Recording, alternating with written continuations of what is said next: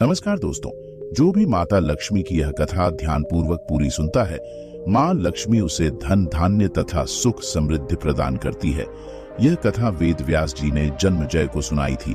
तो चलिए आपको वह प्राचीन कथा सुनाते हैं।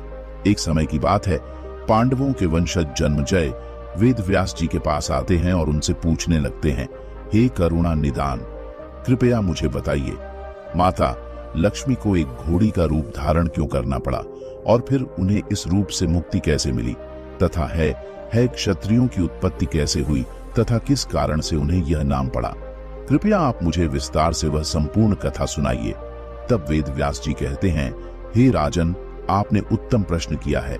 आज मैं आपको है क्षत्रियों की उत्पत्ति से संबंधित अति प्राचीन पुण्य प्रदान करने वाली तथा पापों का नाश करने वाली कथा का विस्तार पूर्वक वर्णन करता हूँ। इसीलिए आप इसे ध्यान से पूरा जरूर सुनिए। इस कथा का श्रवण करने वाले की दरिद्रता का नाश होता है। जन्मजय जी कहते हैं, हे मुनिवर, मैं आपके मुख से इस कथा को सुनने के लिए व्याकुल हुआ जा रहा हूँ। कृपया आप मुझे वह प्राचीन कथा कहिए, मैं आपका आभारी रहूंगा। फिर वेद व्यास जी कहते हैं, हे राजन, पूर्व काल की बात है। एक दिन अत्यंत सुंदर रूपवान तथा अपरिमित तेज वाले सूर्यदेव के पुत्र, जो रेवंत नाम से तीनों लोकों में विख्यात है, वे अपने अत्यंत सुंदर उच्च श्रवास्ती हैं। उच्च श्रवास्ती इसीलिए वह घोड़ा माता लक्ष्मी का ही भाई था। जब सूर्यदेव के पुत्र रेवंत अपने उच्च श्रवास्ती अभिलाषा से वैकुंठ लोक में पहुंचे, तब देवी लक्ष्मी की दृष्टि उस घोड़े पर सवार रेवंत पर पड़ी। देवी लक्ष्मी अपने भाई उच्च श्रवा घोड़े को देखकर अत्यंत प्रसन्न हुई और उसके सुंदर रूप को निहारने लगी। सूर्यपुत्र रेवंत को वैकुंठ की ओर आता देखकर भगवान विष्णु ने लक्ष्मी जी से प्रेम पूर्वक पूछा, हे प्रिय, देखो सूर्यदेव के पुत्र रेवंत आपके भाई उच्च श्रवास्ती वे किस कारण से वैकुंठ लोक में पधार रहे हैं। किंतु देवी लक्ष्मी ने भगवान विष्णु की बात नहीं सुनी और वे एकटक उस उच्च शर्वा घोड़े को ही देखने लगी। भगवान विष्णु ने बार बार पूछने पर भी देवी लक्ष्मी ने कुछ नहीं कहा। वे बस उस घोड़े को ही निहारने लगी। देवी लक्ष्मी को इस प्रकार से अत्यंत मोहित होकर उस घोड़े को निहारते हुए देखकर भगवान विष्णु क्रोधित हो गए और कहने लगे, हे सुलोचना, तुम क्या क्या देख रही हो? इस घोड़े को देखकर तुम इतनी मोहित हो गई हो कि मेरे द्वारा बार बार पूछने पर भी तुम उत्तर नहीं दे रही हो। तुम्हारा चित्त सभी और रमण करता है, इसीलिए हे प्रिय, तुम्हारी चंचलता के कारण तुम चला कहीं जाओगी। जिस प्रकार से सामान्य नारी चंचल होती है, तुम भी कभी स्थिर स्वभाव वाली नहीं रहोगी। तुम कभी अधिक समय के लिए एक स्थान पर नहीं रह सकोगी। मेरे पास रहकर भी तुम उस अश्व को देखकर मोहित हो गई हो, इसीलिए तुम मृत्युलोक में एक घोड़ी के रूप में जन्म ग्रहण करोगी। जब भगवान विष्णु ने इस प्रकार से देवी लक्ष्मी को श्राप दे दिया, तो देवी लक्ष्मी अत्यंत भयभीत तथा दुखी होकर रोने लगी और विनय से प्रणाम करते हुए भगवान विष्णु से कहने लगी, हे जगदीश्वर, हे करुणा निदान, हे केशव, हे गोविंद, एक छोटे से अपराध के लिए आपने मुझे ऐसा भयंकर श्राप क्यों दे दिया? हे प्रभु, आप तो त्रिगुणात है, आपके अंदर क्रोध का भाव ही नहीं है, फिर आपने क्रोध में आकर मुझे श्राप क्यों दिया? मैं तो आपकी प्रिया हूं, आपने सदैव ही मुझ पर प्रेम किया है, फिर आज मैं आपके श्राप के योग्य कैसे बन गई? हे स्वामी, मैं आपके विरह में नहीं रह पाऊंगी। भगवान विष्णु कहने लगे, हे देवी, तुम किसी भी श्राप के योग्य नहीं हो। मैं कभी किसी को श्राप नहीं देता हूं, किंतु तुम्हें श्राप देने के पीछे संसार का कल्याण छिपा हुआ है। इसीलिए तुम चिंता छोड़कर पृथ्वी लोक पर जाओ, तुम जल्दी ही श्राप से मुक्त हो जाओगी। देवी लक्ष्मी कहने लगी, हे स्वामी, मैं जानती हूं कि आपके हर कार्य के पीछे संसार का कल्याण ही छिपा होता है। मुझे श्राप देने के पीछे भी अवश्य ही कोई महान कार्य होगा, इसीलिए मैं प्रेम से आपके श्राप को ग्रहण करूंगी। किंतु हे प्रभु, मैं आपके विरह में अधिक समय तक नहीं रह पाऊंगी, इसीलिए कृपया मुझे बताइए, मुझे इस श्राप से मुक्ति कैसे मिलेगी और कब मैं लौटकर आपके पास आऊंगी? भगवान विष्णु बड़े प्रेम से कहने लगे, हे प्रिय, जब पृथ्वी लोक पर तुम्हें मेरे समान एक पुत्र की प्राप्ति हो जाएगी, तब पुनः तुम मुझे प्राप्त करके वैकुंठ लोक में लौट कर आ जाओगी। फिर जन्मजय व्यास जी से कहने लगे, हे मुनिवर, भगवान विष्णु के द्वारा श्राप देने के पश्चात देवी लक्ष्मी ने किस प्रकार से घोड़ी के रूप में जन्म लिया? और भगवान विष्णु के वियोग में देवी लक्ष्मी ने घोड़ी का रूप धारण करके किस देश में समय व्यतीत किया और कितने समय तक वे उस वन में निवास करने लगी। उस वन में रहते हुए देवी लक्ष्मी ने कौन सा व्रत किया तथा भगवान विष्णु से अलग रहते हुए उन्हें पुत्र की प्राप्ति कैसे हुई और फिर कब भगवान विष्णु और देवी लक्ष्मी का मिलन हुआ। हे गुरुवर, कृपया मुझे यह सारा वृतांत विस्तार पूर्वक सुनाइए। फिर व्यास जी कहने लगे, हे राजन, अब मैं आपको सुनाता हूं कि देवी लक्ष्मी ने अश्व का रूप धारण करके क्या किया और किस प्रकार से उन्हें पुत्र की प्राप्ति हुई। कृपया आप इस सुंदर मनोहर वृतांत को ध्यान से सुनिए। हे राजन, भगवान विष्णु को देवी लक्ष्मी को श्राप देता हुआ देखकर सूर्यपुत्र रेवंत भयभीत होकर उन्हें दूर से ही प्रणाम करके लौट गए और उन्होंने अपने पिता सूर्यदेव को यह सारा वृतांत सुना दिया। इधर कमल के समान नेत्रों वाली देवी लक्ष्मी दुखी होकर भगवान विष्णु से आज्ञा लेकर मृत्यु लोक में आ गई। पूर्व काल में सूर्यदेव की पत्नी ने उत्तर दिशा में यमुना और तमसा नदी के संगम पर जो वन स्थित था, उस स्थान पर कठोर तपस्या की थी। देवी लक्ष्मी भी घोड़ी का रूप धारण करके उसी स्थान पर पहुंच गई। उस स्थान पर रहकर देवी लक्ष्मी जी समस्त कामनाओं को पूर्ण करने वाले त्रिशूलधारी कर्पूर के समान गौर वर्ण वाले नीलकंठ से सुशोभित 3 नेत्रों वाले भगवान शिव की एकाग्र चित्त होकर आराधना करने लगी। देवी लक्ष्मी ने अत्यंत सुंदर घोड़ी का रूप धारण किया हुआ था और वे उसी रूप में नदी के तट पर भगवान शिव का ध्यान करने लगी। भगवान शंकर का ध्यान करते करते देवी लक्ष्मी जी के मन में वैराग्य का प्रादुर्भाव हो गया और इस प्रकार से तपस्या करते हुए उन्हें 1000 दिव्य वर्ष बीत गए। तदनंतर त्रिनेत्रधारी भगवान शंकर ने पार्वती के साथ आकर उन्हें साक्षात दर्शन दिया। भगवान शंकर ने देवी लक्ष्मी जी से कहा, हे कल्याणी, हे जगत जननी, आप इस दुर्गम वन में अश्व का रूप धारण करके तपस्या क्यों कर रही हैं? कृपया मुझे इसका कारण बताइए। आपके पति भगवान विष्णु तो स्वयं परब्रह्म है। वे समस्त मनोरथ को पूर्ण करने वाले हैं और सभी लोगों का उद्धार करने वाले हैं।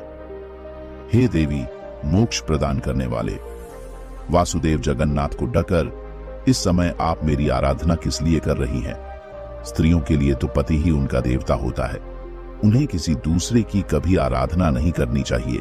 पति की सेवा ही स्त्रियों का सनातन धर्म है। पति चाहे जैसा भी हो, स्वयं का कल्याण करने की इच्छा रखने वाली स्त्री को निरंतर अपने पति की ही सेवा करनी चाहिए। भगवान विष्णु तो सदैव ही प्राणियों की आराधना के योग्य है। अतः हे देवी, आप भगवान को छोड़कर मेरा ध्यान क्यों कर रही हो? तब देवी लक्ष्मी बोलने लगी, हे आशुतोष, हे महादेव, मेरे पति ने मुझे घोड़ी होने का श्राप दिया है। कृपया आप इस श्राप से मेरा उद्धार कीजिए। हे भोलेनाथ, उस समय मैंने मेरे स्वामी से इस श्राप से मुक्ति का उपाय पूछा था। तब उन्होंने मुझे यह उपाय बताया है कि जब पृथ्वी लोक पर मुझसे पुत्र उत्पन्न होगा, तभी मैं श्राप से मुक्त होकर वैकुंठ लोक वापस जा पाऊंगी। मेरे स्वामी के द्वारा ऐसा कहने के कारण ही मैं तपस्या करने के लिए इस तपोवन में आ गई हूँ और संपूर्ण मनोकामना की पूर्ति करने वाले आप परमेश्वर की आराधना करने लगी। हे महादेव, मुन निरपराध पत्नी को छोड़कर मेरे स्वामी विष्णु तो वैकुंठ लोक में विराजमान है। अतः पति के सानिध्य के बिना मैं पुत्र कैसे उत्पन्न कर सकती हूँ? हे शिव शंकर, यदि आप मुझ पर प्रसन्न है तो मुझे पुत्र प्राप्ति का वर प्रदान कीजिए। आप में और श्री हरि में कोई भेद नहीं। हे महादेव, मैं जब मेरे स्वामी के पास थी तभी से मुझे यह बात पता है कि जो आप है वही श्री हरि है और जो वे हैं वही महादेव है। आप दोनों एक ही हैं, इसमें संशय नहीं है। आप और श्री विष्णु एक ही हैं। यह जानकर ही मैंने आपका स्मरण किया है। अन्यथा हे शिवपति को छोड़कर आपका आश्रय लेने से मुझे दोष लग जाता। तब भगवान शिव बोलने लगे, हे देवी, मैं और विष्णु एक ही हैं। यह बात आपको कैसे पता चली? मुझे सच सच बताओ। देवता और आर्षि मुनि भी इस बात को नहीं जानते हैं। वे भी तरह तरह के कुतर्क करते रहते हैं। उन्हें भी हमारे एक होने की बात नहीं पता है। मेरे बहुत से भक्त भगवान विष्णु की निंदा करते हैं और श्री विष्णु के अनेक से भक्त सदैव मेरी निंदा करने में लगे रहते हैं। हे भद्रे, चारों युगों में भी बहुत ही कम लोग जानते हैं कि मैं ही विष्णु हूँ और विष्णु ही शिव है। दूषित आव वाले लोग हमारे एकत्व को नहीं जानते हैं। मेरे और विष्णु के एक होने की बात को जानना अत्यंत दुर्लभ है, किंतु आपको यह ज्ञान कैसे प्राप्त हुआ? भगवान शिव के इस प्रकार से पूछने पर देवी लक्ष्मी जी ने भगवान शिव को एक प्रसंग सुनाना आरंभ किया। लक्ष्मी जी बोली, हे महादेव, एक बार भगवान विष्णु एकांत में पद्मासन पर बैठकर ध्यान करने लगे थे। जब मैंने भगवान विष्णु को ध्यान करते हुए देखा तो मुझे वह विस्मय हुआ और मैंने बड़ी ही विनम्रता से उन्हें पूछा, हे स्वामी, समुद्र मंथन के समय जब मेरा जन्म हुआ तो सभी देवताओं में आपको ही सर्वश्रेष्ठ देखकर मैंने आपको ही पति के रूप में स्वीकार किया था।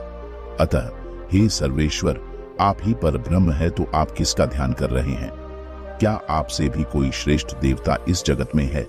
मेरे मन में द्विधा उत्पन्न हो रही है, कृपया आप मुझे अपने मन की बात बताएं। तब भगवान विष्णु कहने लगे, हे प्रिय, मैं सदैव ही आशुतोष भगवान पार्वती पति शंकर का ध्यान कर रहा हूँ, और देवादित्य मेरे जो भक्त भगवान शिव से द्वेष करते हैं, उनकी निंदा करते हैं, वे निश्चित रूप से नरक में पड़ते हैं, और जो शिव के भक्त मेरी निंदा करते हैं वे भी नरकगामी ही होते हैं।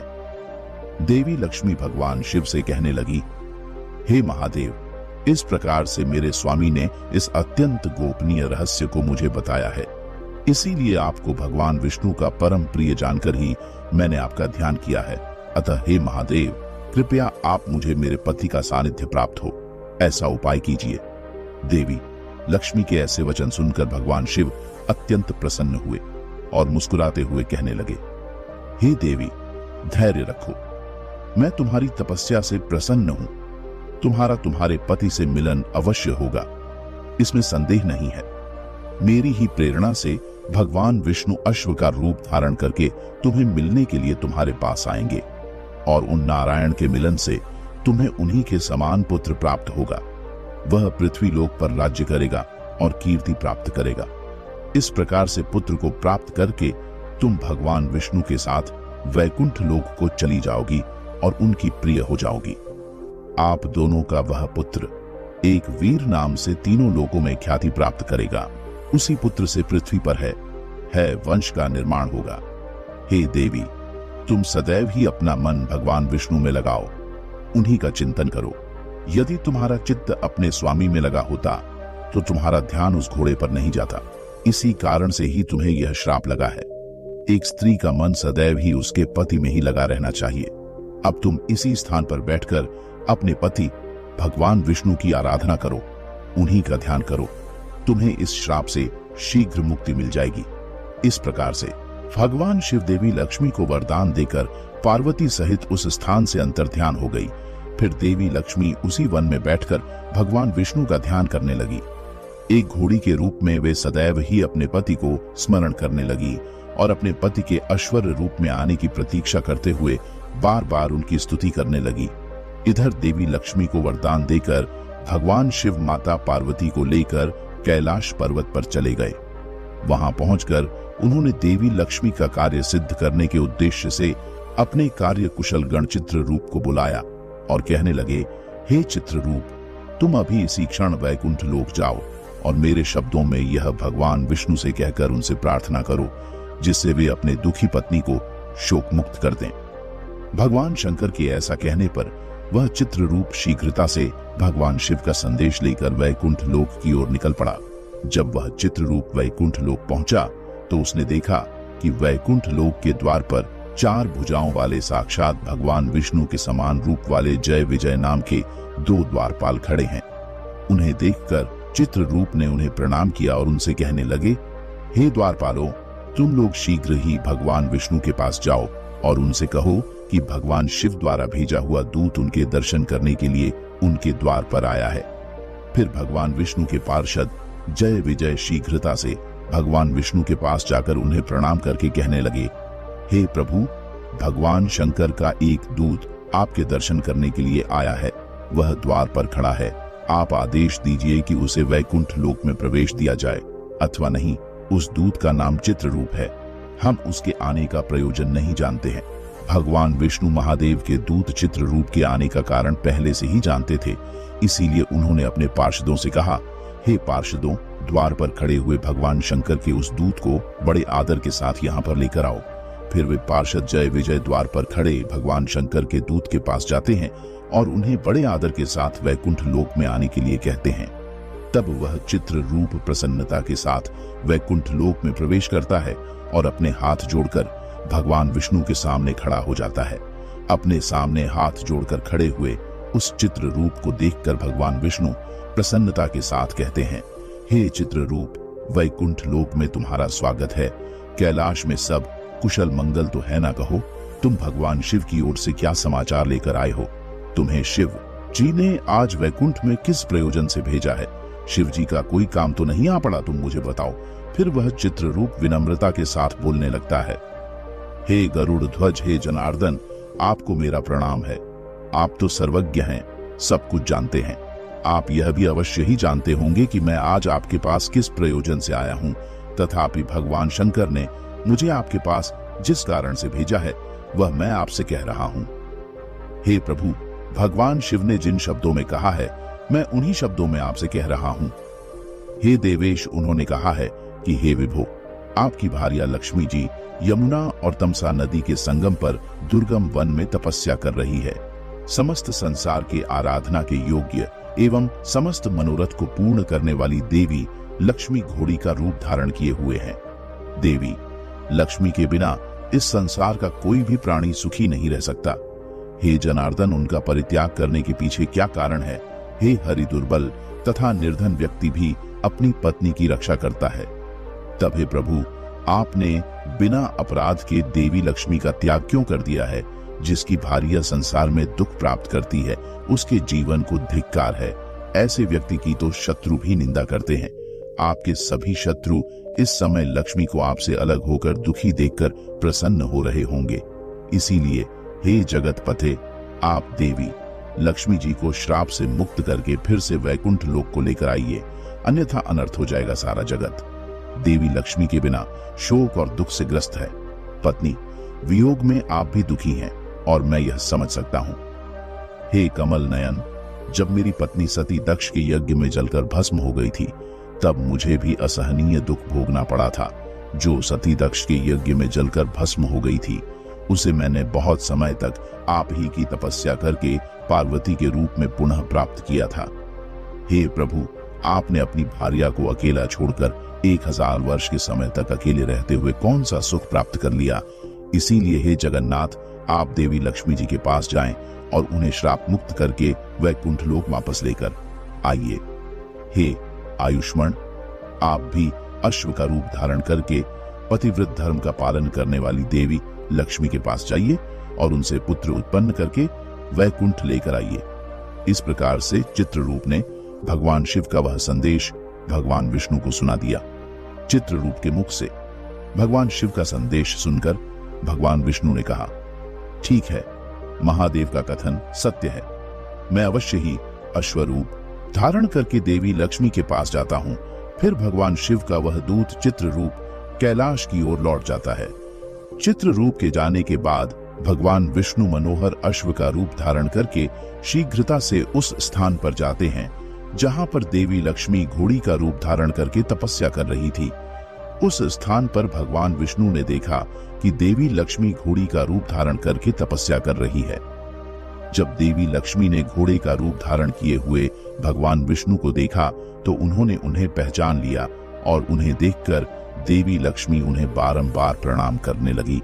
उनकी नेत्रों से आंसू बह रहे थे। फिर भगवान विष्णु ने देवी लक्ष्मी से कहा, हे प्रिय, आज तुम्हारी तपस्या सफल रही। मैं स्वयं तुम्हें इस श्राप से मुक्त करने के लिए आया हूं। फिर भगवान विष्णु और देवी लक्ष्मी के मिलन से उस पवित्र स्थान पर एक सुंदर पुत्र का जन्म हुआ। फिर भगवान विष्णु ने मुस्कुराते हुए देवी लक्ष्मी से कहा, हे प्रिय, अब तुम इस ऊप का त्याग करो और पहले का तुम्हारा मनमोहक शरीर धारण करो। हे सुलोचन, हम दोनों ही दिव्य देह धारण करके अपने वैकुंठ लोक में चलेंगे और हमारा यह पुत्र यहीं पर रहेगा। देवी लक्ष्मी बोली, हे स्वामी, अपने शरीर से उत्पन्न इस पुत्र को मैं इस दुर्गम वन में छोड़कर कैसे चली जाऊं? अपने पुत्र के प्रति स्नेह का त्याग करना अत्यंत कठिन है। हे प्रभु, इस अत्यंत दुर्गम वन में इस छोटे से बालक की क्या गति होगी? इसकी रक्षा कौन करेगा? तत्पश्चात देवी लक्ष्मी और विष्णु दोनों ही उत्तम विमान पर विराजमान हुए। तब फिर से देवी लक्ष्मी ने कहा, हे नाथ, मैं हमारे इस पुत्र का त्याग नहीं कर सकती, इसीलिए आप इसे भी अपने साथ ले चलिए। तब भगवान विष्णु बोले, हे प्रिय, इस पुत्र के विषय में शोक करना तुम्हारे लिए उचित नहीं है। यह सुखपूर्वक यहीं पर रहेगा। इसकी रक्षा का प्रबंध मैंने पहले ही कर दिया है। हे देवी, हमारे इस पुत्र को यहाँ पर छोड़ने के पीछे एक महान कार्य छिपा हुआ है। मैं उसे बता रहा हूँ, तुम ध्यान से सुनो। इस पृथ्वी लोक पर ययाति के पुत्र तुर्वसु नामक प्रसिद्ध राजा है। इस समय वे पुत्र प्राप्ति की कामना से एक पवित्र तीर्थ में तपस्या कर रहे हैं। उन्हें तप करते हुए 100 वर्ष पूरे हो चुके हैं और उन्हीं के लिए मैंने यह पुत्र उत्पन्न किया है। इस पुत्र को मैं इसी समय उस राजा के पास भेज दूंगा। हे प्रिय, हमारा यह पुत्र राजा के यहाँ रहकर तीनों लोकों में कीर्ति प्राप्त करेगा। इसके द्वारा संसार के कल्याण के बड़े बड़े कार्य सिद्ध होने वाले हैं। इसीलिए अब तुम इस पुत्र की चिंता छोड़कर वैकुंठ लोक चलो। तुम्हें श्राप देने के पीछे मेरी यही लीला थी। भगवान विष्णु की यह बात सुनकर देवी लक्ष्मी बड़ी प्रसन्न हुई और फिर वे दोनों दिव्य विमान में बैठकर वैकुंठ लोक चले गए। व्यास मुनि कहते हैं, हे राजन, इस प्रकार से भगवान विष्णु ने अपनी लीला रचकर एक पुत्र को जन्म दिया। उसी से हैहय वंश का विस्तार हुआ है। भगवान विष्णु जो भी करते हैं उसके पीछे संसार कल्याण का ही उद्देश्य छिपा हुआ होता है। तो दोस्तों, इस प्रकार से भगवान विष्णु के श्राप के कारण माता लक्ष्मी को घोड़ी बनना पड़ा और उसी प्रसंग के माध्यम से भगवान विष्णु ने समस्त संसार को यह ज्ञान दिया है कि वे ही शिव हैं और शिव ही विष्णु हैं। दोनों में कभी भेदभाव नहीं करना चाहिए। आपको यह कथा कैसी लगी, कमेंट करके अवश्य बताएं। जानकारी अच्छी लगी तो वीडियो को लाइक जरूर करें और कमेंट में जय श्री हरि और हर हर महादेव अवश्य लिखें। साथ ही चैनल को सब्सक्राइब करें। आप सभी का धन्यवाद।